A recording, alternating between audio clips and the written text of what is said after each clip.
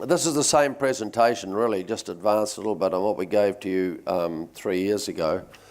And really the fundamentals of what we're trying to do doesn't change. Oh, that's a rather poor shot of me at the mill, the one that was the big one you went to, Paul, you were telling me about. Taken 2 days ago. I arrived over there at 3 o'clock in the afternoon, went till 10. That's right, we'll get it right eventually. Hey, it's nice to have a presentation that doesn't work properly. William, come and make it work, will you, please?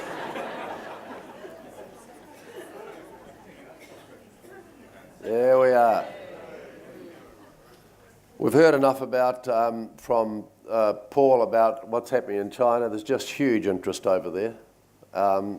I must say the only thing I do differ with slightly, I've been a pragmatic farmer who's seen how commodity prices go, and a lot of you people here are old enough to know the same. I can't help feeling somewhere on the way there'll be a hiccup. It might be a nuclear bomb in Korea or something weird. That somewhere on the way surely there's going to be a hiccup, but it's nice while it lasts, isn't it? We have, in recent years, basically all of our forest planting we've been doing is for European families from Austria and Germany. These are people who have been going 300 and 400 years in their forestry. They're doing it for the long haul. Their returns at home are 1.25% to 1.5%. You go, and I've been into many of their properties, and they're growing 450 tonne per hectare in 80 to 100 years. We're growing 728 years. That's why they're here. They're all hating the OIO thing, and it's going to be interesting now. Winston's basically going to, those people are all going to go, of course. They will not go, but there'll be no more new ones coming. And I just add on that, I wish Winston was here. We might possibly have Shane Jones here tonight, the Minister of Forestry, with Matthew Hooton. But I think we've done 18 OIO consents over the years. One of the guys sitting down there, Sean Colgan, stand up, Sean, wave your arm. He's got a forest with us called Bushmills. And not one of those guys has taken 1 cent out of this country, nor are they intending to in the near term. Instead, they're actually spending a bloody fortune here. Winston hasn't got it right, I'll tell you. And it could be quite tricky for us. How the heck they're going to grow the forest industry without bringing that foreign capital in, I do not know. New Zealand is all wrapped up in property and commercial property, not forestry at the moment. We know we've got our high growth rates, and we know about our situation in regards to Asia. So what are the, you come and work it for me, Will. I'm sick of this thing here. I'm trying to go back. Oh, there. Where am I up to now? Is that it? I'll tell you when to do it. Right, so what are our options after harvest? One is to retain the forest, land and forest for another rotation. Partners wishing to exit then can sell their securities, or the partnership as a whole can vote under the structure that 50% can vote, and you can sell your whole forest and bail out. Next, please. Steve's already covered this extremely well for me, thank you, Steve. That you've got to replant every year, partly because of, in some cases, it's legislation, like it has been for us over in Waikere, but also it'll become one hell of a lot more expensive to replant if you'd waited 2 or 3 years or tried to sell the land just as a bare land after harvest. It'd be full of weeds. Okay, well, off you go. This relates really in a way to what we've said right from the word go, and we started marketing. When we have our new marketing man, Paul Burridge, working overnight for us in the future, we always talked about creating income for the long term and income in perpetuity. And that's exactly the way those Austrians and Germans are operating. They've been going 400 or 500 years doing this. But we do know for sure from all of you, including myself, no one, if we are going to continue, wants to burden their kids or their beneficiaries with ongoing share calls. I mean, everyone's circumstances have changed. So, just before we start on that, while you're reading that, I'm telling you something different. We have already done 2 of our forests where, back in the 90s, that were pre-funded. same as we're proposing, they're each over 300 hectares. Cut over forestry land's worth about 3,500 hectare to buy, which is ridiculous when you consider that we're paying $6,000 a hectare for well-located greenfields, farmland. The farmland prices are dictated by the farmers, but they're not interested in cut over forestry land. A newly planted forest costs you about $1,500 a hectare to establish because you've got to spray the whole block first to get rid of the weeds before you start on it, which adds some cost. And the significant roading and skid site infrastructure with book value of $3,500. Tell me, please, Steve, off the top of your head, I think at Waikari it's more like $9,000 we spend a hectare on roading. Something was expensive. Yeah, so they have 9,000. That was a good guess. So some of our forests near Gisborne, with a lack of gravel or more expensive gravel, they could be costing more, couldn't they? How am I doing for time-wise? Well, that's right. That's because Paul messed it up for me earlier. So anyway, your total value that you've got invested in that land at the time after you finished harvest and replant is about $8,500. Next, please, Will. If sold, we discounted to around $3,000 to $5,000. Market value depends on current forest price and interested buyers. Now, someone might want to stand and say, oh, that must be nonsense. I can tell you now that we have, the other day, we bid on a forest and missed out by $100 at $3,500 a hectare for a cut-over forest with all the roading in it. That wasn't planted, that one. I was involved, I told you people here, no, I didn't tell you 3 years ago, I told you last year, I was involved in a property in Wanganui. The trees have been planted over 7 years. Some of them were 7 years old. We marketed it for 2 years and finally sold it for $2,600 a hectare. It was an absolute gift, actually. Yeah, what is going to happen in regards to the bottom of that slide, Will, in regards to who are going to be the new buyers if we do sell? Because under Winston's plans, this foreigners are going to be cut out. This, I think that's Tangoia Forest, is it, Steve? Yeah. So the way forward that we've proposed at Waikari, and it's getting a lot of, people are approving it. They're voting very shortly on it. Pre-fund the next rotation up front by retaining some of the money from the harvest. No share calls for the life cycle of the forest. And as I said, they were done Grandview and Woodley that way. Next, please, Will. No share call obligations throughout the rotation. So what would happen in the case of, I'm not sure if it was Woodley or Granity, if we didn't have the NZUs, we would have actually run out of money, but it would have been about the last 3 or 4 years, and we would have just gone to the bank and borrowed for the last 3 or 4 years. So that's the, if you like, that's the funding fallback if something goes wrong with the other planning, not to go to the owners by way of another share call. It would be the most profitable use of the value of infrastructure left after the harvest. The idea is that it creates an asset that can last in perpetuity. So you might say, oh, I've got no kids, what would I do with it? Well, give it to your charity of your preferred charity, if you like, or alternatively sell. You won't be selling at a discount. In other words, all that roading infrastructure, and we have plans that we've been discussing with FMNZ team on maintaining that roading infrastructure. So in fact, the idea will be that in the future to drive into our forests at age 10, 12, 20, whatever they are, we'll have roads through those forests like unused council roads.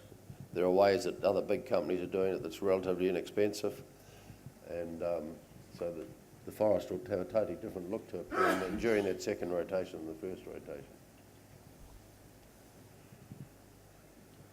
Approximately 2,500 per hectare is needed to fund the next rotation, around about 6 to 10% of the harvest receipts.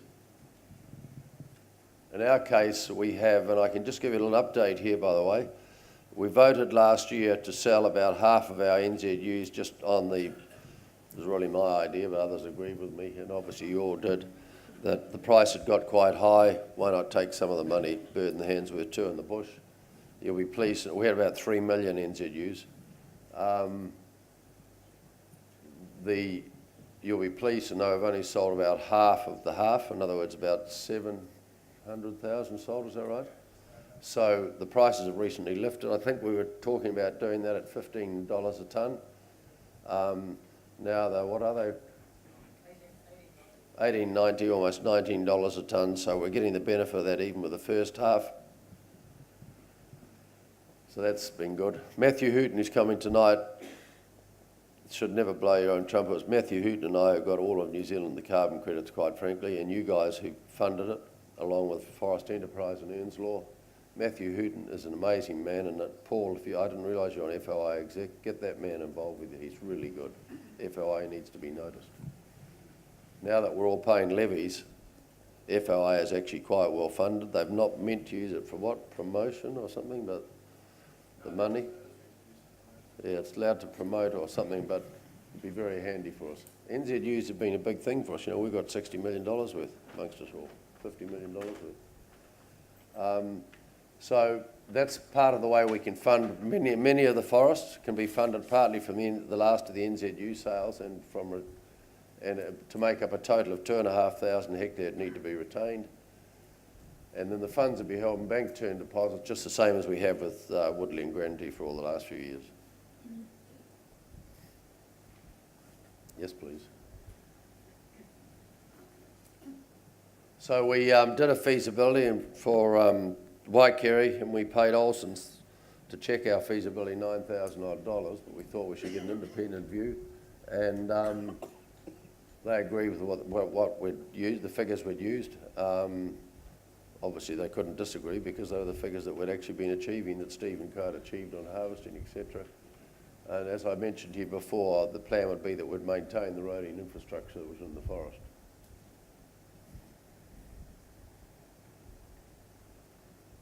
To prune or not, you could talk about this for an hour. 8 of the last 10 years, the prices for pruned logs have not been high enough to justify pruning.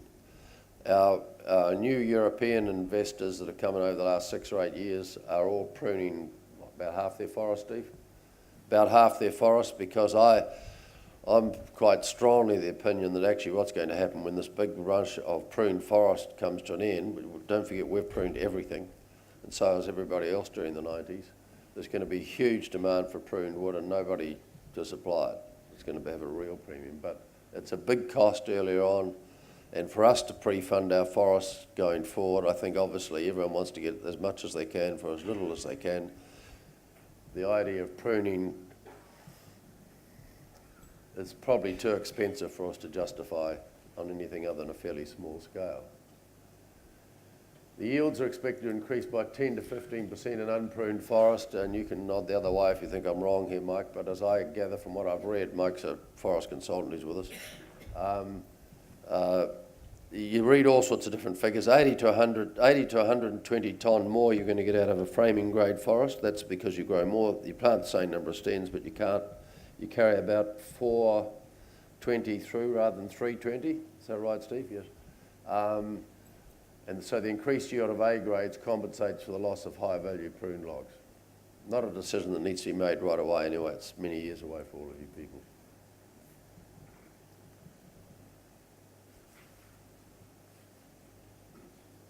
Well, that answers that question really. I mean, we discussed it earlier, so just talking about those NZUs, and the ones that we have. For most of you here, most of your forest, probably 30% of the next rotation could be funded by the last of the NZUs.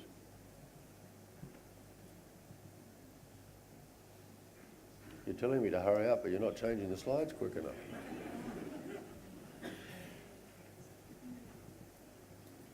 That's been well known for many years, that if you plant even the same seedlings in a forest, you don't have to put fertiliser in year 2, 3 or 4.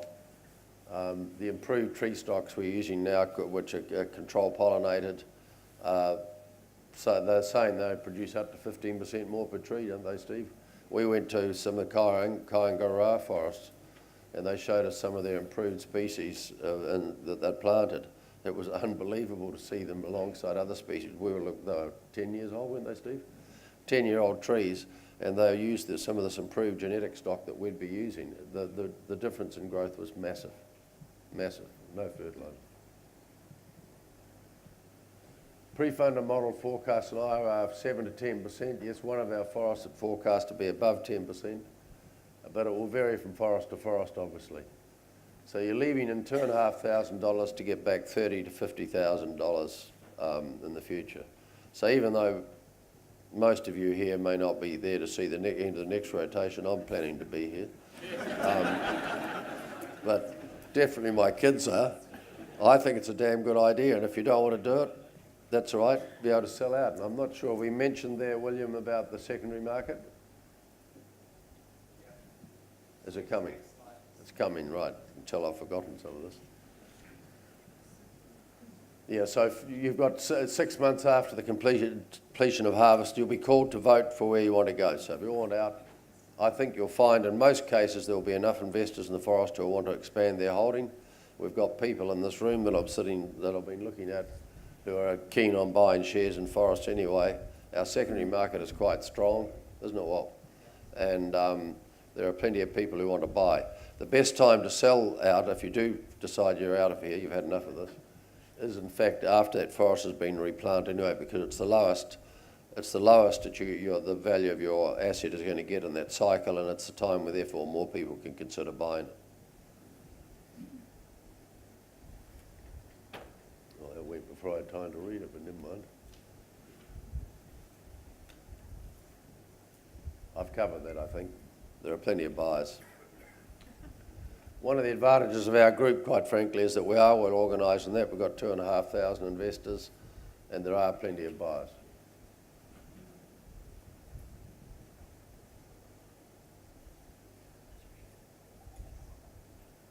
So that's the general feeling. Now, don't forget, we've got there's a dollar in this for us, because if we see another rotation, it's good to keep our business going. You know, you're not that silly, you can't work that out. But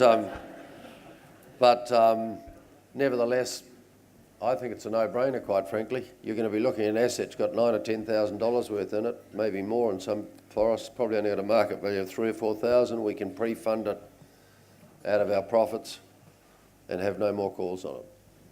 So hopefully you like the idea. So this is pretty well finished. Is that the end, Will? Good boy.